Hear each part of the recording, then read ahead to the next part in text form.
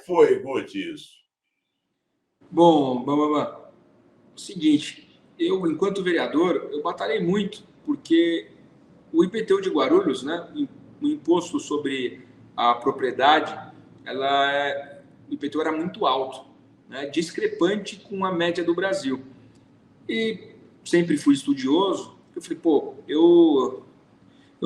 se um dia chegar a prefeito, eu sei que eu não vou conseguir abaixar o IPTU, porque é uma matéria que a gente não consegue fazer essa redução. Mas o congelamento é possível, porque existem alguns entendimentos que redução de impostos depende de lei específica, em cascata, enfim, tem uma série de coisas aí que eu não vou entrar nesse celeuma jurídico. Tem gente que entende de um jeito, tem gente que entende de outro, e pessoas renomadas. Então, não vou entrar nessa questão, mas o meu time identificou ali, enquanto vereador, que não era possível fazer as reduções sem uma boa justificativa, sem um incremento novo de recursos. Então, você não pode abrir mão de recursos. Resumindo, aí no frigir dos ovos é mais ou menos isso. Se você não tem uma receita nova, você não pode abrir mão de outra, né? Existe essa questão da responsabilidade fiscal. Então, o que eu falei? Mas congelar dá. E o IPTU era muito alto na gestão anterior. Eu falei, e aí no meu programa de governo, enquanto candidato a prefeito, eu falei, olha, eu assumindo, eu vou congelar o meu mandato inteiro IPTU, não vai ter R$1 de aumento. Não é congelar a base de cálculo, mas deixar lá o IPCA, deixar as correções monetárias falar. Não, eu falei, vou congelar. Se o cara paga R$100 hoje, ele tem que pagar no final do último ano do meu mandato, né, que seria 2020, também os mesmos R$100.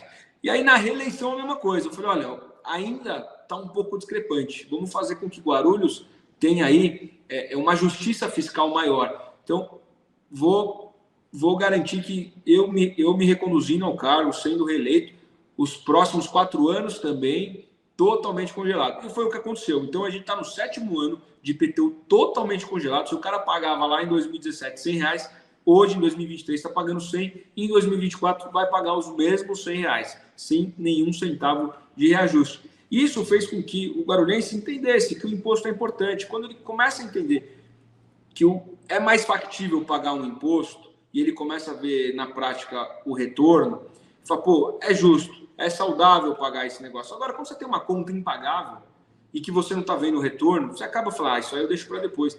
E quando vem uma crise, a primeira coisa que a pessoa para de pagar é o imposto, é normal. Você vai pagar imposto ou vai pagar a parcela na tua casa? Você pode perder a qualquer momento se o banco quiser. Você vai parar de pagar imposto ou deixar de colocar dinheiro deixar de colocar comida na casa, na tua casa, para tua esposa, para teus filhos. Então é natural que o cara vai pensar rapidamente e vai decidir. Então, por isso que quando a gente pratica um pouco mais de justiça fiscal, o imposto começa a ser um pouco mais acessível, o seu pagamento, a gente consegue ter mais justiça fiscal e aí a gente consegue avançar ainda mais. Então, foi muito mais do que justo essa questão e a gente conseguiu implementar. Existem correntes jurídicas que tornam isso factível. Então, os prefeitos que quiserem fazer isso, é possível. É lógico que o remédio é amargo para a administração. É aquilo que eu falei no início, escolha. Né? Você quer ter mais recurso dentro dos cofres ou não? Ou você quer correr o risco de ter mais recursos e as pessoas não pagarem, ter uma inadimplência maior ainda e você tem menos recursos. Então, você tem que fazer ali seu juízo de valor, o que é razoável, e foi o que a gente fez. Então, eu acredito nessa vertente. O imposto mais baixo, o imposto mais acessível, as pessoas pagam mais. Por consequência, você tem um incremento de receita e aí consegue fazer mais coisa.